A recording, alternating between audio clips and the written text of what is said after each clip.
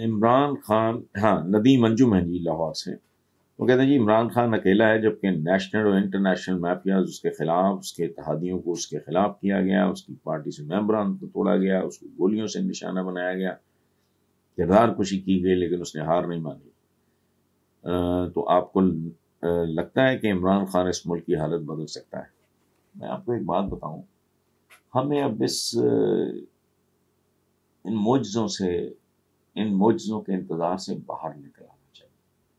ایک آدمی کب تک؟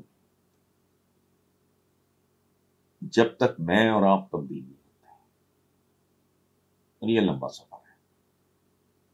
ہم لوگ تو، ہمارا حکمران طبقہ تو 75-76 سال میں لوگوں کو سڑک عبور کرنا نہیں سکھا سکا۔ باقی کیا ہے؟ نہ تعلیم ہے، نہ تربیت ہے، گھروں میں بھوک نہ آچ رہی ہے، ابا بیبے کو مار رہا ہے۔ ان حالات میں میجورٹی جو ہے پروان چڑھتی ہے۔ یہ تو منحصل قوم اگر کوئی تبدیلی آئے، عمران اس کے لیے کوشش کر سکتا ہے، لیکن ایک آدمی کے بس کی بات نہیں ہے کہ 22-24 کروڑ کے لوگوں کو کم مزاج بدلتا ہے۔ آگے ہے جی زہیب حسن ہے، منڈی احمد آباد، میں نے پہلی بار سنی ہے۔ اچھا، سوال ہے کہ جب سے عمران خان نے اسمبلیاں توڑنے کا اعلان کیا تب سے ایک بار پھر زرداری صاحب ایکٹیو ہو گئے ہیں لاہور میں، کبھی شہباز شریف تو کبھی شجاعت سے مل رہے ہیں، جس سے ایسا لگتا ہے کہ پھر سے وفاداریاں خریدی جا رہی ہیں۔ پی ٹی آئی زرداری کا توڑ کرنے میں اب تک کیوں کامیاب نہیں ہو سکی؟ اس کی ایک بنیادی بات ہے، سیاست سے سیاست کا توڑ کر سکتی ہے، ذہانت کا توڑ ذہانت سے ہوتا ہے، عقل کا توڑ عقل سے ہوتا ہے، مسل سے نہیں۔ بڑھ کے ماری تھی نا اسحاق ڈار نے، کیا نتیجہ نکلا؟ پھر وہ 200 سے تھی، یہ ہو گیا تو وہ ہو گیا ڈالر، ابھی تو میں نے ڈنڈا ہی نہیں اٹھایا، اندازہ لگائیں اب کیا حال ہو رہا ہے۔ تو یہ توڑ چھوڑ کرنا، زرداری ایک انتہائی سیزنڈ پولیٹیشین، نئے فنکار تو نہیں ہے، ان کے والد بھی ایم این اے ہیں، حکم علی زرداری۔ ایک ٹریڈیشن ہے، ایک خاص طرح کا مزاج ہے، ہی از اے ٹرائبل مین، ٹرائبل وزڈم اپنی ایک خاص طرح کی ہوتی ہے۔ اور دوسرے، زرداری میں جتنی صفات ہیں ان کی ایک دو چیزیں ایکلپس کر گئی، اور وہ بھی بے شمار اس میں نون لیگ کا ہاتھ تھا۔ یہ جو مسٹر 10% وغیرہ، حسین حقانی اس زمانے میں ان کے پے رول پہ تھا، ان کا کو پتہ نہیں کیا تھا پنجاب میں، مجھے اب یاد نہیں۔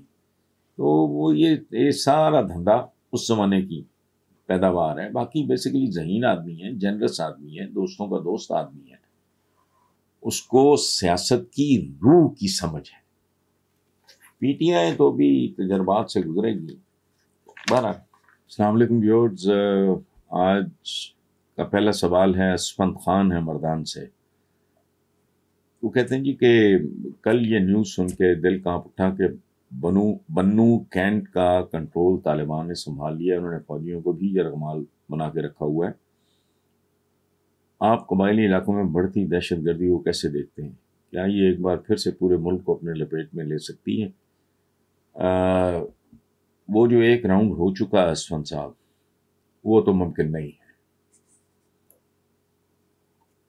دوسری بات یہ ہے کہ انہیں اوور آل اس ملک کے جو کرتے دھرتے ہیں، انہیں اپنی سوچ کو ری وزٹ کرنا چاہیے۔ یہ ڈھونگ ہے بہت بڑا دنیا میں، یہ بس برادر اسلامی، یہ برادر نہیں ہوتے۔ ایران عراق کی کتنے وہاں مارے گئے، کتنے یہاں مارے گئے، کتنی عورتیں وہاں بیوہ ہوئیں، کتنی عورتیں یہاں بیوہ ہوئیں، کتنے بچے وہاں یتیم ہوئے، وہ برادر نہیں تھے۔ بے شمار برادر اسلامی ملکوں کے آپس میں تعلقات نہیں ہیں۔ تو یہ اور تصویراتی گہرائی اور برادر فلانا چھوڑ کے اتنا کریں جتنا کرنا چاہیے، اور ان کے ساتھ آہنی ہاتھ سے نپٹیں۔ میں آپ کو سچی بات بتاؤں، اتنا کچھ دیکھنے کرنے کے بعد یہ پچھلے دنوں کو، حالانکہ میں کرکٹ دیکھتا نہیں، میں نے جب سنا تو میں نے وہ ریوائنڈ کر کے دیکھا۔ پاکستانیوں کے ساتھ جو سلوک وہاں افغانوں نے کیا ہے کرکٹ میچ کے اختتام پہ، کرنے والی بات ہے۔ ان کو پناہ دی ہے، ان کو ہر چیز دی ہے، ان کو عزت دی ہے، ان کو تحفظ دیا ہے، ان کو یہاں روزگار دیا ہے. ہمارے اپنے ملک میں بے روزگاری اتنی عام ہے، ان کو کیا نہیں، ان کے لیے کیا کچھ نہیں کیا. تو اس لیے let's call it a day.